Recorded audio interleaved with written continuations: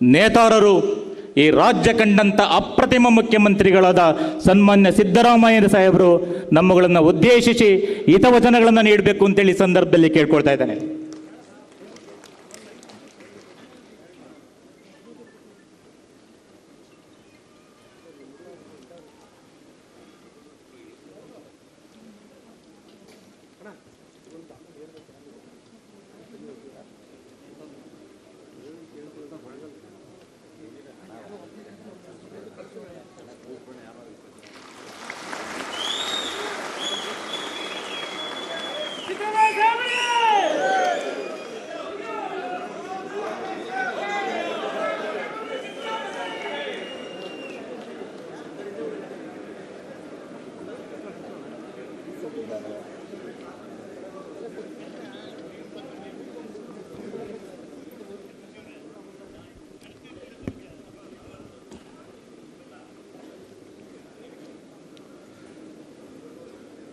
ಕರ್ನಾಟಕ ರಾಜ್ಯ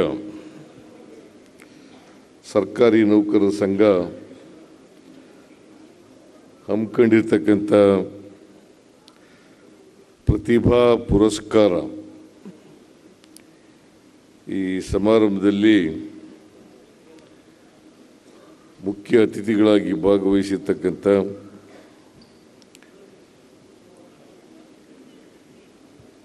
ಸಚಿವರಾದಂಥ doctor H C Mahadevappa ಅವರ, ರೇಷ್ಮೆ ಹಾಗೂ ಪಶುಸಂಗೋಪನೆ ಸಚಿವರಾದಂಥ ಶ್ರೀ ಕೆ ವೆಂಕಟೇಶ್ ಅವರ,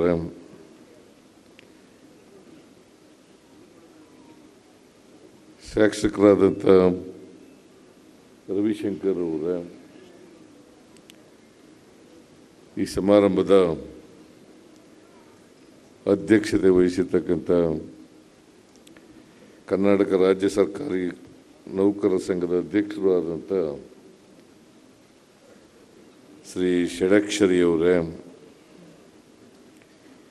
ಮುಖ್ಯ ಅತಿಥಿಗಳಾಗಿ ಭಾಗವಹಿಸಿರ್ತಕ್ಕಂಥ ಕರ್ನಾಟಕ ರಾಜ್ಯ ಮುಕ್ತ ವಿಶ್ವವಿದ್ಯಾನಿಲಯದ ಕುಲಪತಿಗಳಾದಂಥ ಪ್ರೊಫೆಸರ್ ಶರಣಪ್ಪ ವಿ ಅಲಸೆ ಅವರೇ,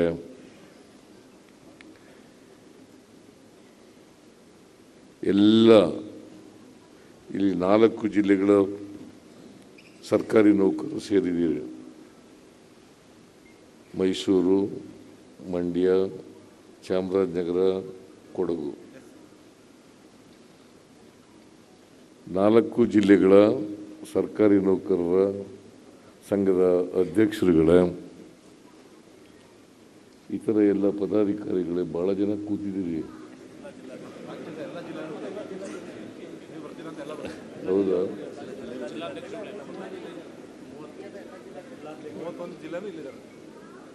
ರಾಜ್ಯದ ಎಲ್ಲ ಜಿಲ್ಲಾ ಸರ್ಕಾರಿ ನೌಕರರ ಸಂಘದ ಅಧ್ಯಕ್ಷರುಗಳೇ,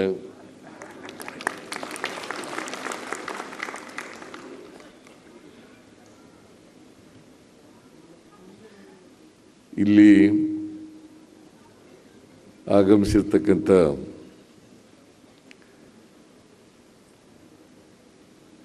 ನೌಕರರ ಸಂಘದ ಎಲ್ಲ ಮಾನ್ಯ ಸದಸ್ಯರುಗಳೇ,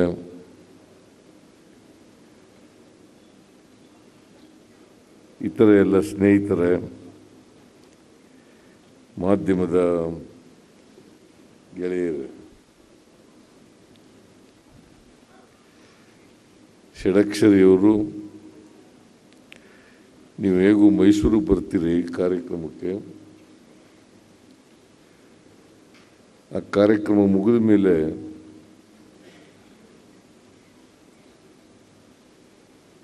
ಪ್ರತಿಭಾ ಪುರಸ್ಕಾರ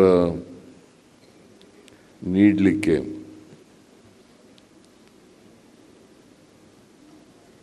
ನೀವು ಬರಬೇಕು ಅಂತೇಳಿ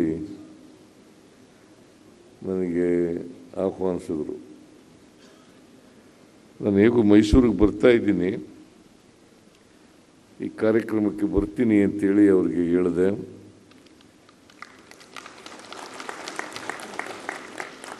ಹಾಗಾಗಿ ಈ ಕಾರ್ಯಕ್ರಮದಲ್ಲಿ ಭಾಗವಹಿಸ್ತಾ ಇದ್ದೇನೆ.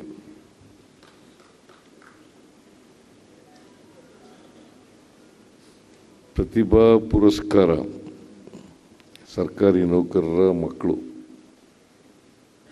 ಅವ್ರಿಗೆ ತಾನೇ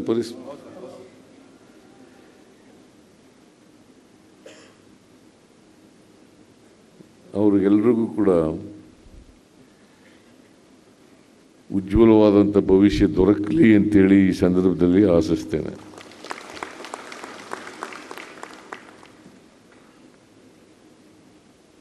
ಯಾವಾಗಲೂ ಕೂಡ ನಾವು ಒಂದು ಕನಸನ್ನು ಕಟ್ಟಿಕೋಬೇಕು.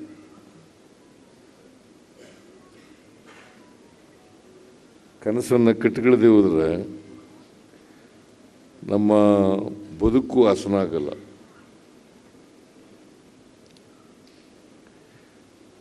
ಅಬ್ದುಲ್ ಕಲಾಂ ಅವರು, ಮಾಜಿ ರಾಷ್ಟ್ರಪತಿಗಳು, ಒಂದು ಮಾತು ಹೇಳಿದ್ದಾರೆ,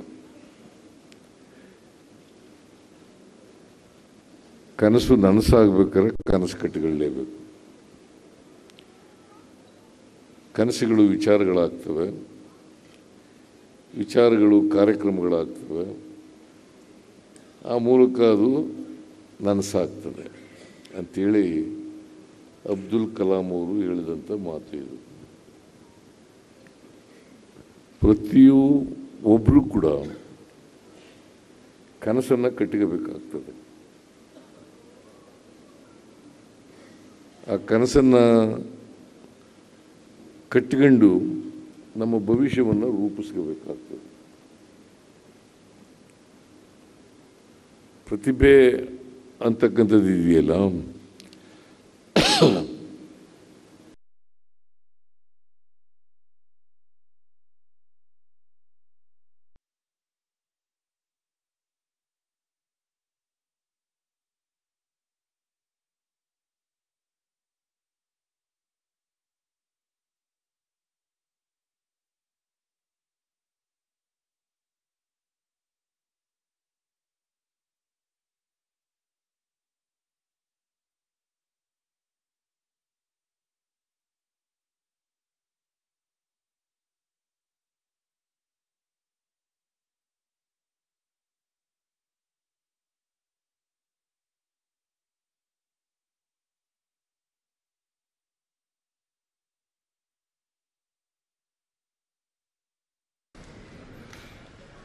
ಪ್ರತಿಭೆ ಯಾರ ಸೊತ್ತು ಅಲ್ಲ.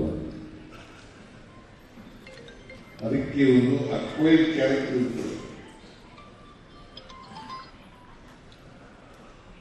ಅಕ್ವೈರ್ಡ್ ಕ್ಯಾರೆಕ್ಟರ್ ನೀವು ಅವಕಾಶ ಸಿಕ್ತು, ಸಂದರ್ಭ ಸಿಕ್ತು. ಇದನ್ನ ಐಎಎಸ್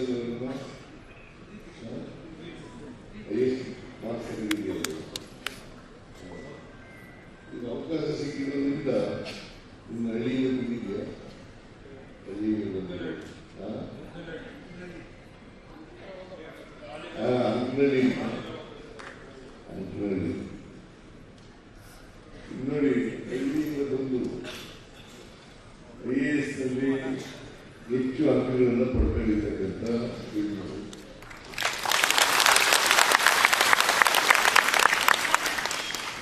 ಅವಕಾಶ ಸಿಕ್ಕಬೇಕಷ್ಟೇ. ಅವಕಾಶ ಸಿಕ್ಕಿದ್ರೆ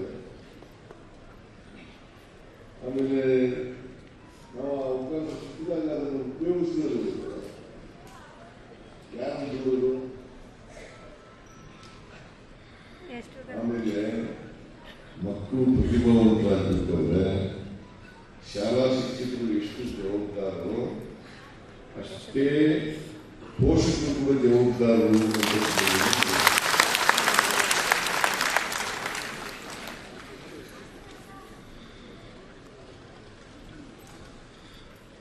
ಪೋಷಕರು ಅವ್ರ ಕರ್ತವ್ಯವನ್ನು ನಿರ್ವಹಿಸಿದರೆ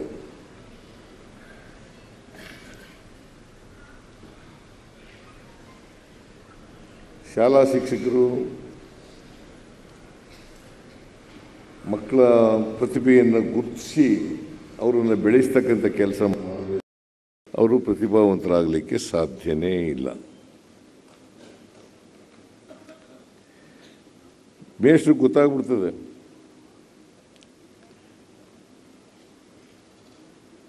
ಯಾರು ಇವರು ಪ್ರತಿಭಾವಂತರೋ ಇಲ್ವೋ ಅಂತಕ್ಕಂಥದ್ದು ಗೊತ್ತಾಗ್ಬಿಡ್ತದೆ.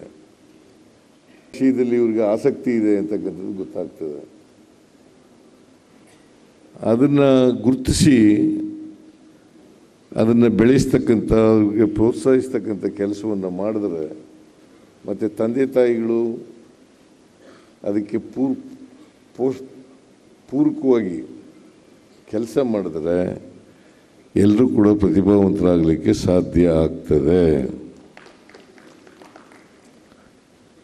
ಸೊ ಇವತ್ತು ನಿಮ್ಮ ಮಕ್ಕಳು ನಿಮಗೆಲ್ಲ ಅವಕಾಶ ಸಿಕ್ಕಿದೆ, ವಿದ್ಯಾವಂತರಾಗ್ತಕ್ಕಂಥ ಅವಕಾಶಗಳು ಸಿಕ್ಕಿದ್ದಾವೆ.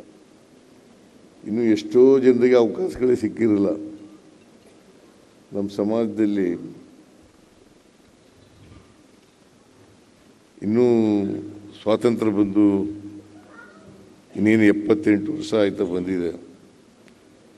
78 ವರ್ಷ ಆದರೂ ಕೂಡ 78% ಇರೋದು ವಿದ್ಯಾವಂತರ ಸಂಖ್ಯೆ, 78% ಇರೋದು. ಅದರಲ್ಲಿ ನಿಜವಾಗಿ ಮೌಲ್ಯಯುತವಾದಂಥ ವಿದ್ಯಾವಂತರ ಸಂಖ್ಯೆ ಕಡಿಮೆನೆ ಅಲ್ವಾ? ವೈಚಾರಿಕತೆ ಬೆಳೆಸ್ಕೊಂಡಿರ್ತಕ್ಕಂಥವ್ರು, ವೈಜ್ಞಾನಿಕತೆ ಬೆಳೆಸ್ಕೊಂಡಿರ್ತಕ್ಕಂಥವ್ರು ಭಾಳ ಕಡಿಮೆ.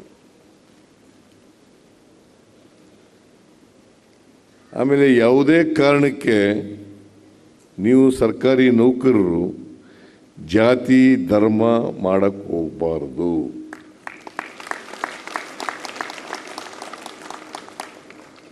ಜಾತಿ ಧರ್ಮ ಮಾಡಕ್ಕೆ ಹೋಗಬಾರ್ದು.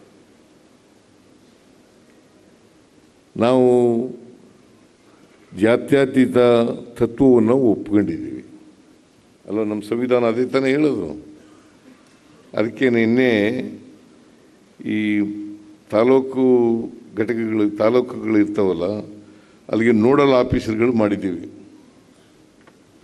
ನೋಡಲ್ ಆಫೀಸರ್ಸು ಅಂದರೆ KAS ಆಫೀಸರ್ಸು, ಸೀನಿಯರ್ ಆಫೀಸರ್ಸ್ ಇರ್ತಾರಲ್ಲ. ಆಯಿತು, ಕೆಲಸ ಸಿಕ್ಬಿಟ್ಟದೆ, ನನ್ನ ಹೆಂಡತಿ ಮಕ್ಕಳು ಸುಖವಾಗಿದ್ದರೆ ಸಾಕು, ನನ್ನ ಮಕ್ಕಳು ವಿದ್ಯಾವಂತರಾದ್ರೆ ಸಾಕು, ನಾವೊಂದು ಮನೆ ಕಟ್ಕೊಂಡ್ರೆ ಸಾಕು, ಆ ಥರ ತೃಪ್ತಿ ಆಗಬಾರ್ದು.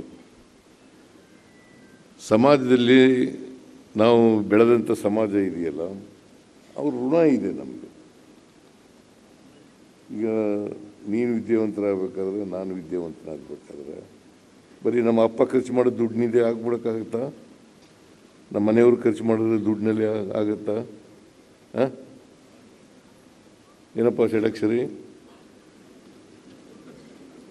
ನಮ್ಮ ಅಪ್ಪ ದುಡ್ಡು ಖರ್ಚು ಮಾಡಿದ್ದು ದುಡ್ಡಿನಲ್ಲಿ ನಾನು ಲಾಯರ್ ಆಗೋಕ್ಕೆ, MLA ಆಗೋಕ್ಕೆ ಸಾಧ್ಯ ಆಯ್ತಿತ್ತ?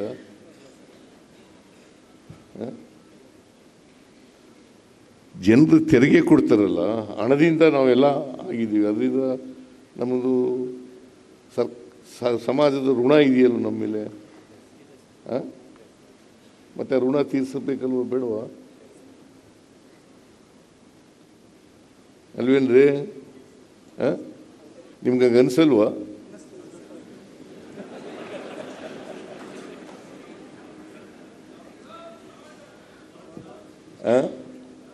ಅನ್ಸುತ್ತಲ್ವಾ? ಸಮಾಜದ ಋಣ ನಮ್ಮ ಮೇಲಿದೆ.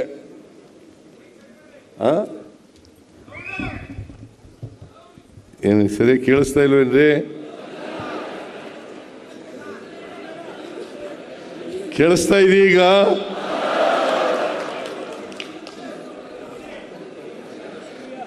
ನಾನು ಮೆತ್ತಗೆ ಮಾತಾಡ್ತಾ ಇದ್ದೆ.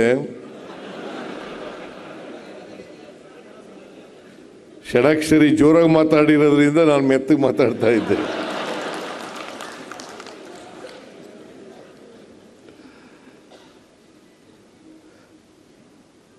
ನಾನು ಯಾಕೆ ಹೇಳ್ತಾ ಇದ್ದೀನಿ ಅಂತಂದರೆ, ನಮ್ಮ ಮೇಲೆ ಸಮಾಜದ ಋಣ ಇದೆ. ಆ ಋಣ ತೀರಿಸಿದ್ರೇ ಬದುಕು ಸಾರ್ಥಕ ಆಗಲ್ಲ.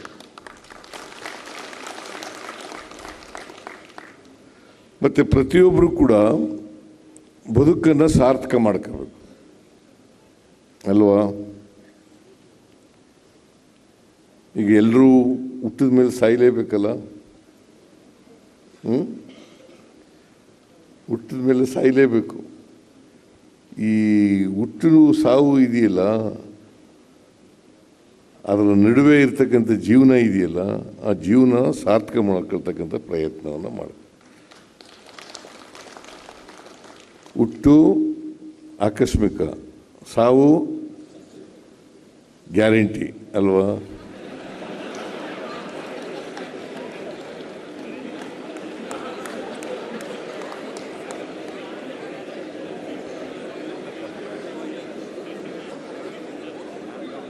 ಹುಟ್ಟು ಆಕಸ್ಮಿಕ, ಸಾವು ಗ್ಯಾರಂಟಿ.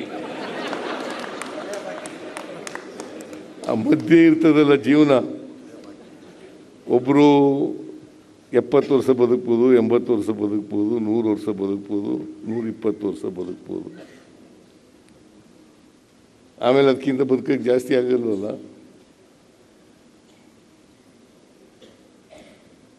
ಅದಕ್ಕೆ ಈ ಹುಟ್ಟು ಸಾವಿನ ನಡುವೆ ಇದೆಯಲ್ಲ ಜೀವನ, ಆ ಜೀವನನ ಸಾರ್ಥಕವಾದಂಥ ಜೀವನ ಮಾಡ್ತಕ್ಕಂಥದ್ದೇ ನಮ್ಮೆಲ್ಲರ ಗುರಿಯಾಗಬೇಕು. ಮತ್ತು ಮನುಷ್ಯತ್ವ ಬೆಳೆಸಿಕೊಳ್ತಕ್ಕಂಥ ಗುಣವನ್ನು ಮಾಡ್ಕೋಬೇಕು. ಮನುಷ್ಯತ್ವ ಅಂದ್ರೇನು? ಕುವೆಂಪು ಒಂದು ಮಾತು ಹೇಳಿದರೆ ಗೊತ್ತಾ? ಕೆ.ವಿ. ಪುಟ್ಟಪ್ಪನವರು ಒಂದು ಮಾತು ಹೇಳಿದ್ದಾರೆ, ಎಲ್ಲ ಮಕ್ಕಳು ಹುಟ್ಟುವಾಗ ವಿಶ್ವಮಾನವರಾಗಿ ಹುಟ್ಟುತ್ತಾರೆ, ಬೆಳೀತಾ ಬೆಳೀತಾ ನಮ್ಮ ಸಾಮಾಜಿಕ ಅವ್ಯವಸ್ಥೆಯಿಂದ ಅಲ್ಪಮಾನವರಾಗ್ಬಿಡ್ತಾರೆ. ನಾವು ಅಲ್ಪಮಾನವರಾಗಬೇಕು, ವಿಶ್ವಮಾನವರಾಗಬೇಕು. ಅದಕ್ಕೆ ವಿಶ್ವಮಾನವರಾಗಲಿಕ್ಕೆ ಪ್ರಯತ್ನವನ್ನು ಮಾಡಬೇಕು ಅಲ್ವಾ? ಅಲ್ಪಮಾನವರಾಗಬಾರ್ದಲ್ಲ.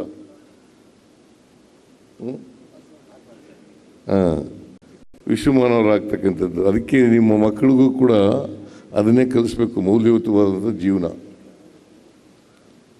ಮೌಲ್ಯಗಳು ಇರಬೇಕು ಬದುಕಿನಲ್ಲಿ. ಈ ಮೌಲ್ಯಗಳು ಇಲ್ಲದೆ ಹೋದರೆ ಭಾರಿ ಕಷ್ಟ ಆಗ್ತದೆ. ಮತ್ತು ವೈಚಾರಿಕತೆಯನ್ನು ಬೆಳೆಸಬೇಕು, ವೈಜ್ಞಾನಿಕತೆಯನ್ನು ಬೆಳೆಸಬೇಕು.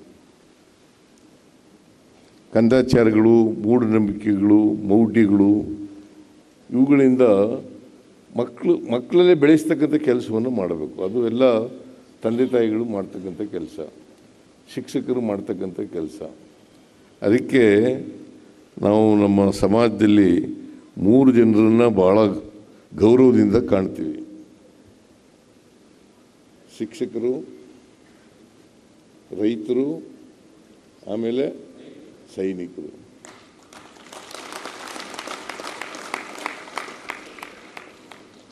ನೀವು ನಿಸ್ವಾರ್ಥತೆಯಿಂದ ಸೈನಿಕರು ದೇಶ ಕಾಯ್ತಾರೆ ಅಲ್ವಾ? ಶಿಕ್ಷಕರು ನಿಸ್ವಾರ್ಥತೆಯಿಂದ ಶಿಕ್ಷಣವನ್ನು ಒದಗಿಸ್ಕೊಡ್ತಾರೆ, ಈ ಭವಿಷ್ಯದ ವ್ಯಕ್ತಿಗಳನ್ನಾಗಿ ರೂಪಿಸ್ತಕ್ಕಂಥ ಕೆಲಸವನ್ನು ಮಾಡ್ತಾರೆ. ರೈತರು ನಮಗೆ ಅನ್ನವನ್ನು ಕೊಡ್ತಾರೆ, ಬೆಳೆದು ಪಾಪ ಅನ್ನ ಕೊಡ್ತಾರೆ. ಈಗ ಅನ್ನ ಇಲ್ಲದೆ ಹೋಗಿದ್ರೆ, ನಾವು ಊಟನೇ ಮಾಡದೆ ಹೋಗಿದ್ರೆ ಇವೆಲ್ಲ ಕಷ್ಟ ಯಾಕೆ ಪಡ್ತಿದ್ದೋ ನಾವು? ಅನ್ನಕ್ಕೋಸ್ಕರ ತಾನೇ ಕಷ್ಟಪಡೋದು ಇವೆಲ್ಲ. ಅದಕ್ಕೆ ಈ 3 ಜನರಿದ್ದಾರಲ್ಲ, 3 ವರ್ಗದ ಜನ: ಶಿಕ್ಷಕರು, ಸೈನಿಕರು ಮತ್ತು ರೈತರು. ಇವರು 3 ಜನ ನಮ್ಮ ಬದುಕನ್ನು ಹಸನು ಮಾಡ್ತಕ್ಕಂಥ ಜನ. ನಮ್ಮ ಬದುಕನ್ನು ನಾವು ಬದುಕಬೇಕಾದ್ರೆ ಈ 3 ಜನರು ಕೂಡ ಬೇಕಾಗ್ತಾರೆ. ಅದಕ್ಕೆ ನಾನು ಅನೇಕ ಸಾರಿ ಹೇಳ್ತಾ ಇದ್ದೀನಿ, ನಾನು ಒಬ್ಬ ಶಿಕ್ಷಕ, ನಮ್ಮ ಹೆಡ್ ಮಾಸ್ಟ್ರು, ನಮ್ಮ ಊರಿಗೆ ಹೆಡ್ ಮಾಸ್ಟ್ರು ಬಂದಿದ್ದರು, ಒಬ್ಬ ರಾಜಪ್ಪ ಅಂತ ಹೆಡ್ ಮಾಸ್ಟ್ರು. ಅವ್ರು ಬರದೇ ಹೋಗಿದ್ರೆ ನಾವು ವಿದ್ಯಾವಂತನೇ ಆಯ್ತಿರಲಿಲ್ಲ. ವಿದ್ಯಾವಂತನಾಗದೆ ಹೋಗಿದ್ರೆ ಮುಖ್ಯಮಂತ್ರಿನೂ ಆಯ್ತಿರಲಿಲ್ಲ, MLAನೂ ಆಯ್ತಿರಲಿಲ್ಲ, ಡೆಪ್ಟಿ ಚೀಫ್ ಮಿನಿಸ್ಟ್ರು ಆಯ್ತಿರಲಿಲ್ಲ ಅಲ್ವಾ? ನೋಡಿ, ನೋಡಿ, ಒಬ್ಬ ರಾಜಪ್ಪ ಅಂತ ಹೆಡ್ ಮಾಸ್ಟರ್ ಬಂದ ಮೇಲೆ ನಾನು ಲಾಯರ್ ಆಗೋಕ್ಕೂ ಸಾಧ್ಯ ಆಯಿತು, MLA ಆಗೋಕ್ಕೂ ಸಾಧ್ಯ ಆಯಿತು, ಮಂತ್ರಿ ಆಗೋಕ್ಕೂ ಸಾಧ್ಯ ಆಯಿತು, ಮುಖ್ಯಮಂತ್ರಿ ಆಗಲಿಕ್ಕೂ ಸಾಧ್ಯ ಆಯಿತು. ನಾನು ಯಾಕೆ ಈ ಮಾತು ಹೇಳ್ತಾ ಇದ್ದೀನಿ ಅಂತಂದರೆ, ನಮ್ಮ ಬದುಕನ್ನು, ವ್ಯಕ್ತಿತ್ವವನ್ನು ರೂಪಿಸ್ತಕ್ಕಂಥವ್ರು ನಮ್ಮ ಉಪಾಧ್ಯಾಯರುಗಳು. ಆಮೇಲೆ ಅವಕಾಶಗಳು ಸಿಕ್ಕದೇ ಹೋಗಿದ್ದಾರೆ. ಈಗ ನನಗೆ ಅವಕಾಶ ಸಿಕ್ಕಿದ್ದರಿಂದ ನಾನು ವಿದ್ಯಾವಂತನಾದೆ. ನಮ್ಮ ಮನೆಯಲ್ಲಿ ಅವಕಾಶ ಸಿಕ್ಕಲಿಲ್ವಲ್ಲ, ನನ್ನ ಅಣ್ಣ ತಮ್ಮದಿರಿಗೆ, ಅಕ್ಕ ತಂಗಿರಿಗೆ, ಅಕ್ಕದಿರು ಇರೋದು, ನನಗೆ ತಂಗಿರಿಲ್ಲ, ಅಕ್ಕದಿರು, ಅವರೆಲ್ಲ ವಿದ್ಯಾವಂತರಾಗಿ ಉಳ್ಕೊಬಿಟ್ರು ಪಾಪ. ನೋಡಿ ಹೆಂಗೆ. ಅದಕ್ಕೆ ನಿಮಗೆಲ್ಲ ಒಂದು ಅವಕಾಶ ಸಿಕ್ಕಿದೆ. ಈ ಅವಕಾಶನ ಸದುಪಯೋಗ ಮಾಡ್ಕೊಳ್ತಕ್ಕಂಥ ಪ್ರಯತ್ನವನ್ನು ಮಾಡಬೇಕು. ಮತ್ತು ನಿಮ್ಮ ಮಕ್ಕಳನ್ನು ವೈಜ್ಞಾನಿಕವಾಗಿ, ವೈಚಾರಿಕವಾಗಿ ಬೆಳೆಸ್ತಕ್ಕಂಥ ಪ್ರಯತ್ನವನ್ನು ಮಾಡಿ. ಮತ್ತು ಸಮಾಜಮುಖಿಯಾಗಿ ಇರಬೇಕು. ನಮಗೂ ಸಮಾಜಕ್ಕೂ ಸಂಬಂಧ ಇಲ್ಲ ಅಂತ ಇರಬಾರ್ದು, ಸಮಾಜಮುಖಿಯಾಗಿರಬೇಕು. ಅದನ್ನು ಮಾಡಲಿಕ್ಕೆ ಪ್ರಯತ್ನ ಮಾಡೋಣ. ಮತ್ತು ಸರ್ಕಾರಿ ನೌಕರರು ಸಂಘದವರು ನಿಮ್ಮ ಸಮಸ್ಯೆಗಳೇನಿದ್ದಾವೆ ಅವುಗಳನ್ನು ಕೂಡ ಬಗೆಹರಿಸ್ತಕ್ಕಂಥ ಕೆಲಸವನ್ನು ಮಾಡ್ತಕ್ಕಂಥದ್ದು ಸರ್ಕಾರದ ಜವಾಬ್ದಾರಿ ಅಂತಕ್ಕಂಥ ಮಾತುಗಳನ್ನು ಹೇಳಲಿಕ್ಕೆ ಬಯಸ್ತಾರೆ. ಮತ್ತು ಸರ್ಕಾರ ಮಾಡ್ತಕ್ಕಂಥ ಕಾರ್ಯಕ್ರಮಗಳಿದ್ದಾವಲ್ಲ, ಬಡವರಿಗೆ, ದಲಿತರಿಗೆ, ಹಿಂದುಳಿದವರಿಗೆ, ಅಲ್ಪಸಂಖ್ಯಾತರಿಗೆ, ಮಹಿಳೆಯರಿಗೆ, ಇವ್ರಿಗೆ ಮಾಡ್ತಕ್ಕಂಥ ಕಾರ್ಯಕ್ರಮಗಳಿದ್ದಾವಲ್ಲ, ಆ ಕಾರ್ಯಕ್ರಮಗಳನ್ನು ಕರಾರುವಕ್ಕಾಗಿ ಯಾರಿಗೆ ತಲುಪಿಸ್ಬೇಕೋ ಅವ್ರಿಗೆ ತಲುಪಿಸ್ತಕ್ಕಂಥ ಕೆಲಸ ಮಾಡಬೇಕು ಅಲ್ವಾ? ಅದಕ್ಕೆ ಈ ಸಾರಿ ಏನು ಮಾಡಿದೆ, ಗ್ಯಾರಂಟಿ ಯೋಜನೆಗಳಿದ್ವಲ್ಲ, ಈ ಗ್ಯಾರಂಟಿ ಯೋಜನೆಗಳನ್ನ ಮಧ್ಯವರ್ತಿಗಳ ಅವಳಿನೇ ಬೇಡ ಅಂತ ನೇರವಾಗಿ ಅವ್ರಿಗೆ ಕೊಟ್ಬಿಡೋದು ಅಂತ ಮಾಡಿಬಿಟ್ಟಿದೆ. ಮಧ್ಯವರ್ತಿಗಳು ಇದ್ದರೆ ನಿಮಗೂ ಕಷ್ಟ, ನಮಗೂ ಕಷ್ಟ. ಅದಕ್ಕೆ ಮಧ್ಯವರ್ತಿಗಳೇ ಬೇಡಪ್ಪ, ನೇರ ಅವ್ರ ಅಕೌಂಟಿಗೆ ಹಾಕ್ಬಿಡೋಣ ಅಂತ ಹೇಳಿ ಮಾಡಿದೆ. ಅದು ಮಾಡೋದ್ರಿಂದ ಭಾಳ ಅನುಕೂಲ ಆಗ್ತದೆ ಅಂಥೇಳಿ. ನಿಮ್ಮ ಅಭಿಪ್ರಾಯ ಏನು?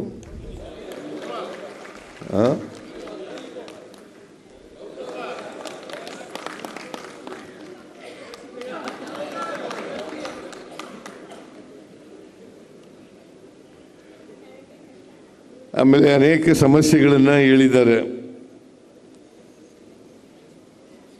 ಷಡಕ್ಷರಿ ಇದು ಪ್ರತಿಭಾ ಪುರಸ್ಕಾರದ ಕಾರ್ಯಕ್ರಮ.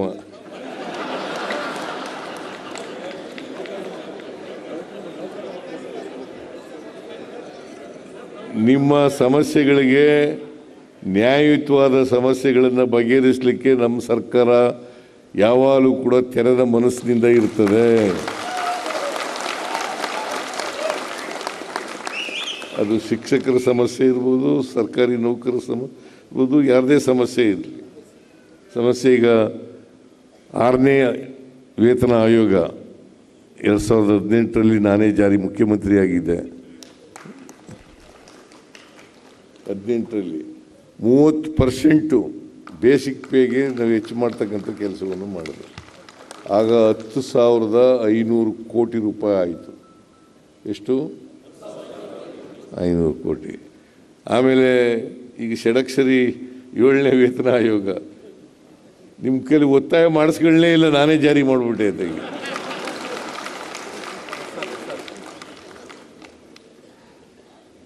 27%, 27.5 ಅಲ್ಲ, 27% ನಮ್ಮ ಯಾರವರು ಸುಧಾಕರ್ ರಾವ್ ಏನು ಶಿಫಾರಸು ಮಾಡಿದ್ರು ಅದನ್ನು ಯಥಾವತ್ತಾಗಿ ಜಾರಿ ಮಾಡೋದು. ಷಡಕ್ಷರಿಗೆ ಮಾತಾಡೋಕ್ಕೆ ಬಿಡಲಿಲ್ಲ ನೋಡಿ. ಅದರಿಂದ ನಾವು ವಿತ್ ಓಪನ್ ಮೈಂಡ್ ನ್ಯಾಯಯುತವಾದಂಥ ಸಮಸ್ಯೆಗಳನ್ನು ಬಗೆಹರಿಸಲಿಕ್ಕೆ ತಯಾರಾಗಿದ್ದೀವಿ.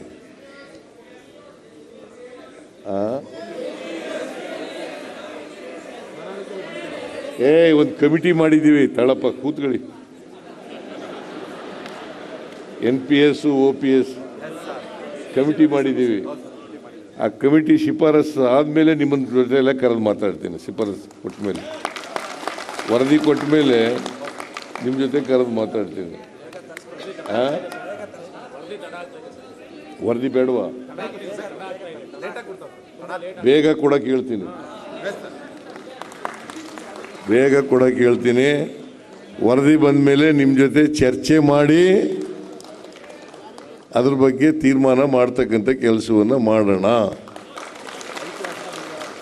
ನಾನು ಮಾಡಿದ್ದಲ್ಲ ಇದು. OPS NPS ಇದೆಯಲ್ಲ, ನಾನು ಮಾಡಿದ್ನಾ? ಯಾರು ಮಾಡಿದವರು? ಸೆಂಟ್ರಲ್ ಗೌರ್ಮೆಂಟ್ ಮಾಡ್ತು. ನೀವು ಅದು ಹಾಕೊಂಡು ನನ್ನ ಹಾಕಿ ಹಿಡ್ಕೊಂಡು ಜಗಿಸ್ತೀರಿ.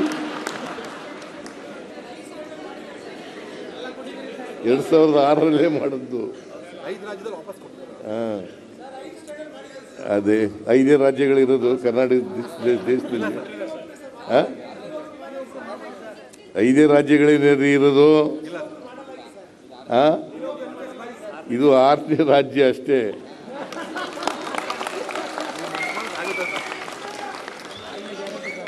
ವರದಿ ಬಂದ ಮೇಲೆ ನಿಮ್ಮ ಜೊತೆ ಚರ್ಚೆ ಮಾಡಿ ಸೂಕ್ತವಾದಂಥ ನಿರ್ಣಯವನ್ನು ಮಾಡ್ತೇನೆ. ಆಗ್ಬೋದಾ?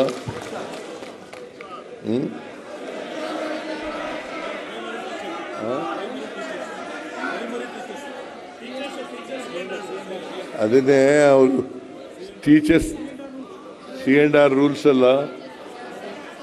ಬೇಗ ರಿಪೋರ್ಟ್ ತಗೊಳ್ಳಿ. ಬೇಡ, ಬೇಗ ತಗೋಣ. ಹೇಳಿದ್ರು ಇಲ್ಲಿ ಹೇಳಿದ್ರು.